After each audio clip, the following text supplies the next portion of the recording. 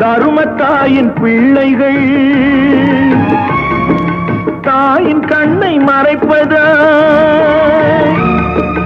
உண்மை தன்னை ஊமையாக்கி தலை குனிய வைப்பதா, தலை குனிய வைப்பதா. அங்கே சிரிப்பவர்கள் சிரிக்கட்டும், அது ஆடவச் சிரிப்பு, ஆடவச் சிரிப்பு. தோட்டம் காக்க போட்ட வேலி பயிரை தின்பதோ, அதை கேள்வி கேட்க ஆளில்லாமல் பார்த்து நிற்பதோ. நான் ஒரு கை பார்க்கிறேன், நேரம் வரும் கேட்கிறேன். பூனை அல்ல புலிதான் என்று போக போக காட்டுகிறேன்.